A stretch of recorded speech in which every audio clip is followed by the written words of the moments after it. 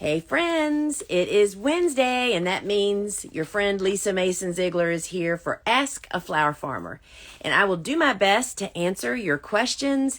So glad to be inside with you today. Notice I have a jacket on. I don't have cute little shoes on today because it's raining. It's like an early April day outside. It's cool and wet.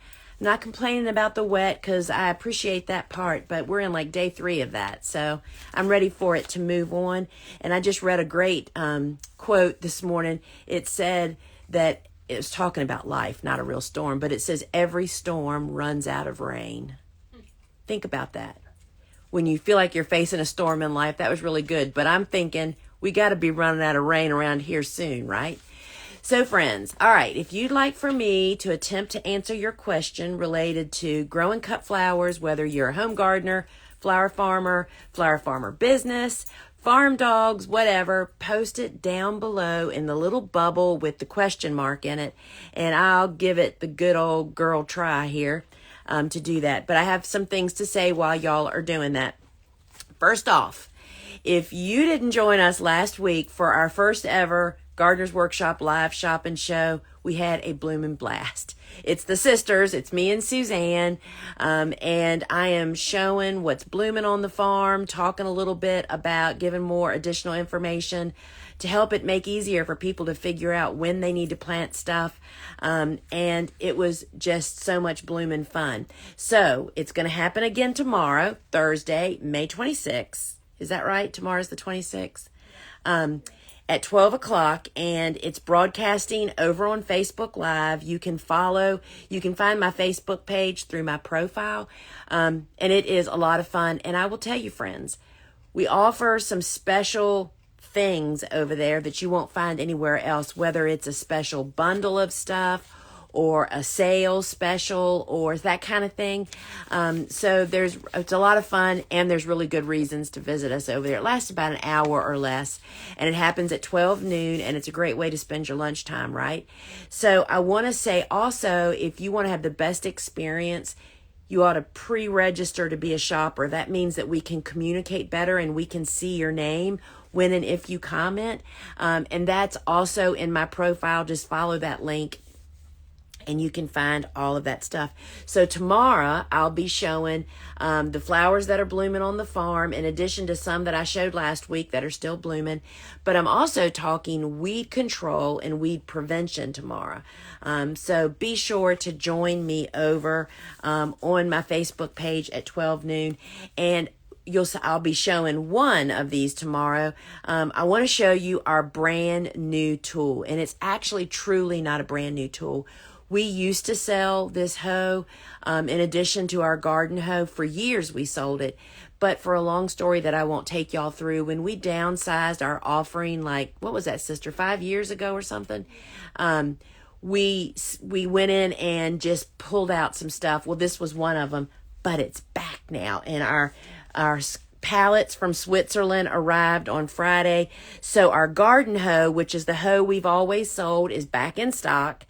And in addition to that, we have the razor hoe. And I'm just going to show you very quickly here the difference. So this is the garden hoe that I adore and I've always used. It comes with a handle. Actually, you can buy it with or without a handle, and you can buy the handle separately. So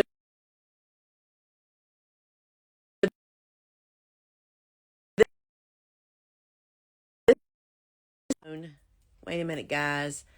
I need to still hear me. Let me know if you can or can't, and let me go in and kill that alarm. Sorry. So you can still hear me. I don't know why my phone's on Do Not Disturb, why it allows the alarms to go off, and the alarms interfere sometimes with the audio. So glad that we're all still here together. So this is the garden hoe that we've always had. I mean, totally could not live without this hoe. People often ask me how we have so much great luck direct seeding crops. Typically, I only direct seed in the fall.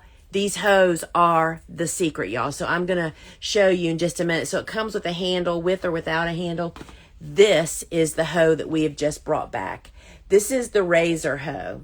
Both of these are Elliott Coleman designs, and I've got one of our handles here. So what's cool about these handles is, first off, they're grown in New England.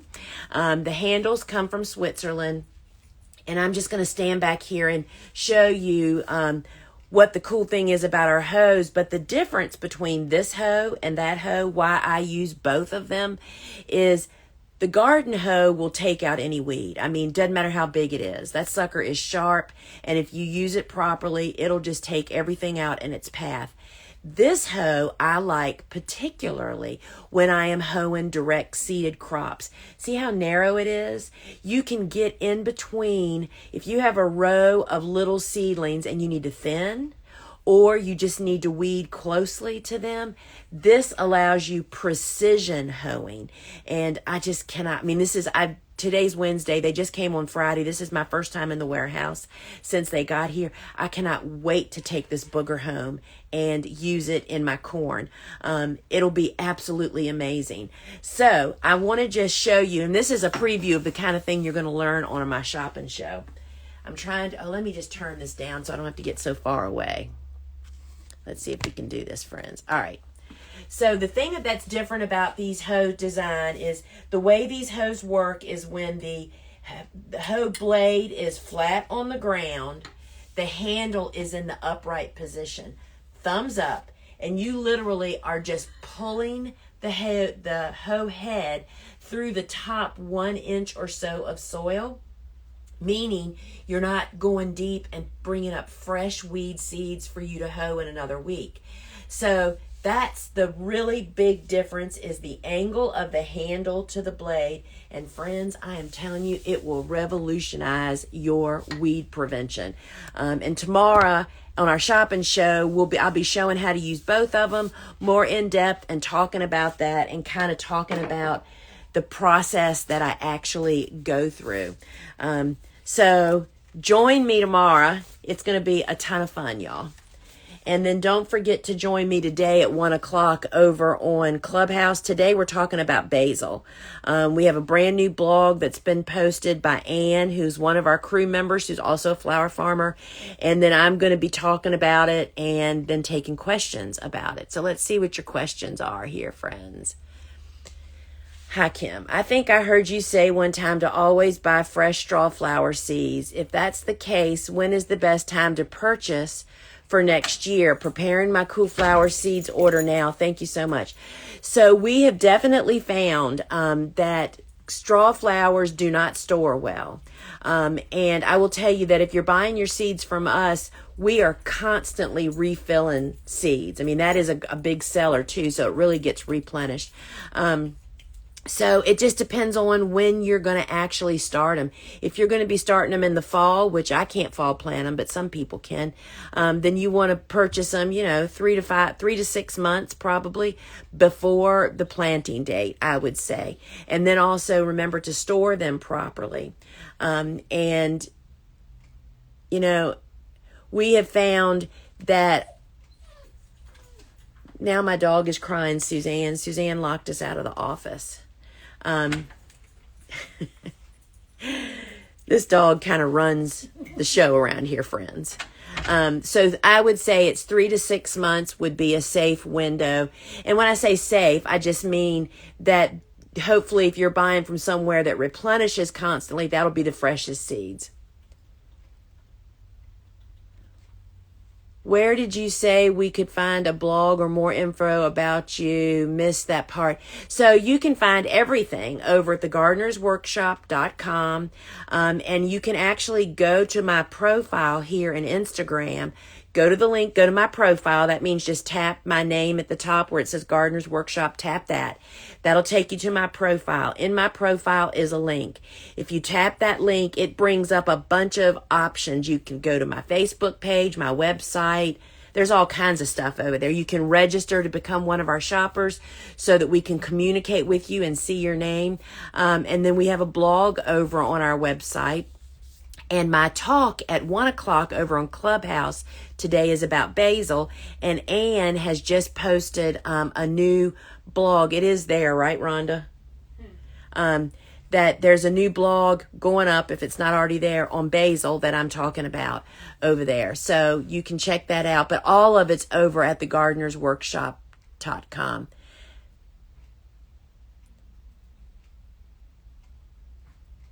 How is the tool for weeding and how to use it? So I think maybe your question may have gotten posted. LABORINKA. Sorry, I don't want to kill your name. I think I already answered your question. So let's go back. So repost it clearer if I didn't. I'll be happy to.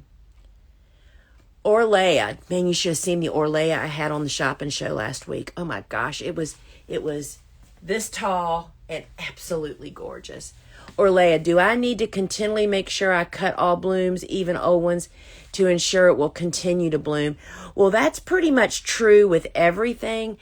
So we actually, when I cut a stem, I'm basically cutting like down to almost ground level, right? And then stripping off all the unnecessaries on the side, so I'm sure that it'll hydrate well. And so that's not really leaving any old blooms. So that's the whole point of a cutting garden, right? You shouldn't have more than you're cutting. You want to cut clean everything that's ready. However, I showed on the shopping show last week, that's one of the great things about this shopping show, friends. I have the flowers and I'm showing you stages and all this kind of stuff. You can leave Orlea in the garden and let it go on to that almost developing seed stage, and it develops this green seed head that's totally and completely awesome. But Orlea, like most cool flowers, aren't going to continue to bloom once the heat comes. This particular year, we're so chilly still. Yes, cool flowers, most of them will just keep right on blooming if you keep them cut clean. So Kathy is asking, I put my sunflower plug tray on the heating mat with the other tray under it. Will they get the heat from the mat with the other tray that is used for bottom watering? Okay, I see what you're saying. So you're saying that the tray that you use to hold trap water in, they should, because that's pretty thin. And I will say I took a picture, but I haven't used it yet. Yesterday morning, so let's see. It wasn't yesterday morning. It was 2 mornings ago. So I sowed 3 trays of sunflowers on my seed starting Saturday broadcast on YouTube. And so that was Saturday. When I walked out into my grow room Tuesday morning, all 3 of the trays had popped and all the little knuckles were sticking up. Oh, it was the best feeling ever.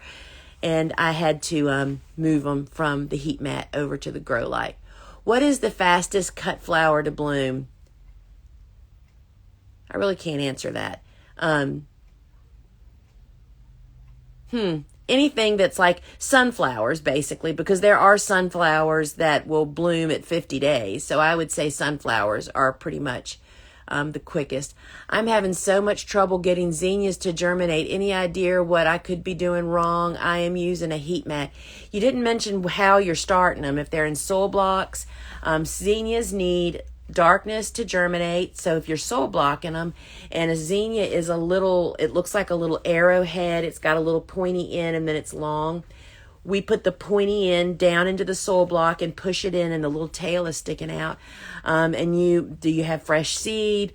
Were they kept dry, stored properly? There's just a lot of questions, but zinnias need darkness and warmth to germinate. And then of course, daily watering. So hopefully, hitting my hoe, y'all.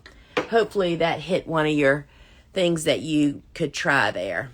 For Love in a Mist, once seed heads have formed, about how long do I have to harvest those stems and still be usable in arrangements and bouquets? That's a great question. And I showed Nigella Love in a Mist last week.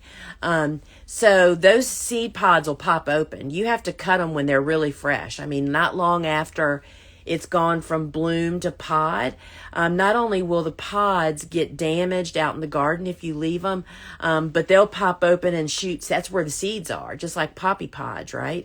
So you need to get them harvested and use them fairly quickly, because they'll turn brown and pop open, and that will not make your customers happy at all.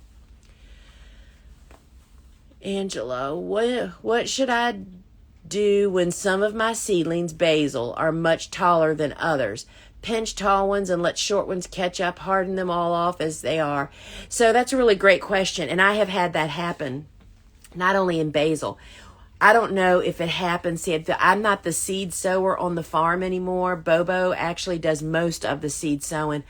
And I had some basil that did that. And I sat there and stared at it and thought, I wonder if the difference is if the seed is pushed deeper in the shorter ones, the ones that took longer than the others. Basil is one of those seeds that will actually germinate whether you cover it or not most often. And I think that's what happens. So I pretty much just let them go and harden them all, just leave them on the tray together. And actually we have some that were just planted that way. Christine just planted them. I just planted my 50-foot cutting garden to go kit. That if y'all haven't checked that out, it is a heck of a bargain. $100 for $125 worth of stuff. And it's the workhorses of our garden. It includes the fertilizer, the netting, right, Dron? It doesn't have netting too? Yep. The netting, the fertilizer, and the flower conditioning products, and the seeds. So anyway, we just planted ours, so I would just treat them as one, Angela. But good question. The herb farm. Any good ideas to get rid of flower beetles that are eating our entire crop of white night sunflowers? They're eating the flower before it even blooms. We are located in Charleston. So first off, you need to know what kind of beetles. There is a bazillion different types of beetles. A likely suspect is cucumber beetles, which are the yellow-green with black dots. Some of them are striped. And they're really, really damaging. And no, and I would be interested to know, you're saying that they're eating the buds before they even open. That could be grasshoppers. That can also be things that you can't see yet, which are moth larvae, which are caterpillars that are down in the flower that you can't see. So the moral to this story is you need a 100% definitive diagnosis of what you've got. And you can do that through investigating, cut, pull apart buds, look and see what you're finding, take pictures. And then if you need help, if you're having trouble figuring it out, send pictures or take your samples to your local extension office. That is our tax dollars, y'all. Those people are sitting down there. There's agents. There's oftentimes master gardeners there that are ready and waiting to help you identify. But that's step one. So bring back your answer next week and see what you've got, because cucumber beetles don't typically affect mine before they open. It's after, so maybe it's not them. Okay, I love peonies, and I would like to try growing them. I'm in zone 8A and bought some bare root peonies in a bag at a garden retailer. When would be the best time to plant these? Is it getting too hot to plant them now? Yes. So I'm going to tell you that you need to go to my podcast, which is called Field and Garden. You can find it on any podcast app, or you can find it on my website under free resources. And there is a podcast that just came out on peonies with Dave Dowling, and we talk about that. And yeah, so you need to go and check out the Field and Garden podcast. Kristen, what are some fast and easy to grow greenery? So I don't know if you're talking about cool season or warm season. We grow a lot of basil, which is what I'm talking about today over on Clubhouse. You can join me there. And so that is really the only annual quick and easy, not the only, but the main one that we use for this time of the year. Osmocote added to soil before transplanting my soil block zinnia. How often should I fertilize with Neptune's harvest? So Katie, so yes, we definitely add the dry organic fertilizer to our beds before we plant. But for zinnias, I do not fertilize any longer after they're planted out there. Zinnias will really grow really well in very lean soil, meaning not full of a lot of food or nutrition. And when you add nutrition, additional nutrition, it can also fuel mildew. Mildew feeds off the same thing that plant growth does. So that's just one of many ways that we help to control mildew. So no more fertilizing zinnias after you've prepared your bed and you plant them. They really do well without it. I can't remember from class, do you direct sow your basil and cosmos? So that's a really great question, Chris. And here is the big answer, the quick answer. I only direct seed a few cool flowers, cool season hardy annuals in fall. I do not direct seed anything in early spring or in summer. It is the pressure of weed pressure that is a problem, and getting good germination, because you have to really keep it really well watered in spring and summer, and I'm not very good at that. That's why people struggle with direct seeding. Most people try to do it in spring and summer, and most commercial farmers, unless they've taken a lot of great steps to ensure good germination, don't do that. It's just faster and easier and less labor when you plant transplants. So basil and cosmos are all at home, growing in soil blocks as we speak. What cover crop to plant now, and can I sow it into mowed, really low scattered weeds? So the answer to that is, so we are moving in it. This is warm season weather, right? Supposedly.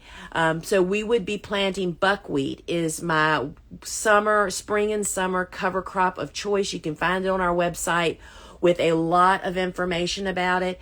But I will tell you that all cover crops, in my experience, germinate best when they're covered with soil, meaning they need at least a 1/4 inch. The creatures, birds will come and eat it. And it germinates best when it's covered with soil. So you can try it in scattered weeds, but I wouldn't expect, because let me tell you what the get-go is here. You try to sow a cover crop at the optimal time to get it to germinate the quickest, so it outcompetes weed seeds that are germinating. So if you don't cover it, that's going to, you might get one here and one there. I'm talking myself into, I wouldn't even try that, but that surely is up to you, right? Do you fertilize sunflowers after in the ground? So basically for sunflowers, because we start sunflowers every single week. So basically the only food that they get is we add the same we sell the same we use the same dry organic fertilizer that you'll find on our website. It's a chicken litter based certified organic fertilizer, and all of our beds get that. We just follow the instructions and apply it. I think it's 3 pounds to 100 square feet. And we apply that to all of our beds when we're making them, and sunflowers are no different. I will tell you that while sunflowers will grow really well without any additional food, if you have really lean soil, that means really low nutrition, not the best case scenario. Sunflowers are heavy feeders. They'll take more food, but we don't find it necessary. So you'll have to really, if you have trouble getting your sunflowers to grow at the speed that they're supposed to grow and the foliage to be really pretty and green, then you can do additionally, but we just don't find it necessary. How often should zinnias be watered once transplanted? So, once a week is certainly adequate moisture that is needed. If it's not if it's not raining, then they need to be watered, particularly when they're going through the established stage. Those plants that are really drought tolerant can go without once they're established. But once you get them, when you first plant them, if it's hot and dry, you need to be watering them at least once a week, if not a little bit more frequently. Sorry, I hit the wrong button. Do you use Horton Nova on sunflowers? What a great question. Horton Nova is the horizontal flower support netting, which we use, a lot on our farm. However, we don't net sunflowers. Sunflowers can use it. We lose sunflowers almost every week because they're not netted from a downpour rain. But because we plant so many so often, we just don't do it. So yes, I recommend that, particularly if you are a home gardener for sure, but if you're a small grower and you are really dependent on those sunflowers, you might want to consider it, but it takes a lot of labor to put it in and then take it out. So you have to just kind of weigh the risks, and we take the risk and lose some. Plain City Flower Farm, expanded garden. We used our plow, disc, and then hand tiller on a new patch, which was turf. Added amendments and 20 cubic yards of leaf compost. Areas about 4,500 square feet. Would you recommend planting into this or only use buckwheat in it this year to prepare it for next year? So what a good job you've done. And so all the things you added are definitely going to be a huge, put you leagues above if you hadn't. However, growing the cover crop really is for a different end result than all that good stuff you've added. All that good stuff you've added has added organic matter, which helps to increase life and water holding and all that good stuff. The reason that we grow buckwheat in a new garden spot, after whether or not you've done what you just said, is weed suppression. So we would sow buckwheat, and it goes from seed to bloom in 30 days. And so right when it starts to look its most beautiful, we would turn it under with a plow, and then disc it if you don't have a tiller, or if you do have a tiller, till it, and then plant buckwheat again and do it over and over. And that just really exhausts the weed seed bank that's in the top 6 inches or so of your soil. The garden that is currently where my cool flowers are, years ago when I first started it, I actually did that for a whole season, and you just don't know how much that benefits you until you try a new spot and don't do that. So it would work either way, but you will get even more benefit by going through a season of buckwheat with that. All right, this is the last question because we're almost at 12 o'clock. Cover crop. Then sow seeds and cover with soil, but to sow over cut small weeds, soil prep. Yeah, I just, those weeds are already there and present, and they're going to go to seed, right? Even if you cut them down right now, they're still going to regrow and go to seed. Well, that defeats the whole purpose of the cover crop, right? Because you won't be able to mow them because the cover crop will be growing. So I just don't see any real benefit of doing that. So friends, we are out of time today. I appreciate you so much joining me here. Next week, if you have a burning question that I didn't get to, please join early next week. I'm here right at 11:30 a.m. Eastern Time. Remember, I'm going to be over on Clubhouse at 1 o'clock talking basil. And I would love to have your questions and come over and share your experiences, your problems, your fails, and we'll try to address it all. And most of all, friends, please join me for our shopping show tomorrow over on Facebook. And we'll have new and exciting things coming, more and more ways to watch it will be coming your way here soon. But you're going to be able to see things on that shopping show you're not going to see anywhere else that I do.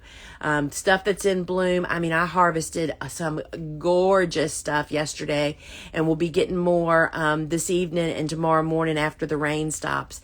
And friends, it's just more information. So if you, I'm trying to think what else I was supposed to tell you.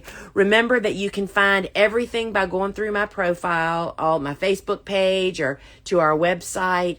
And friends, if you're not signed up for our farm news, I just posted in my Instagram story the video of me scrolling our farm news. It is just a list of all these different, it's like a headliner newsletter. It has all this different stuff that you can choose, latest podcast, how to do something, and it's just really great. So you can sign up for that through my profile or through my Instagram stories. So friends, I appreciate when you share and like this with your friends, and it really, really helps Instagram to love me more.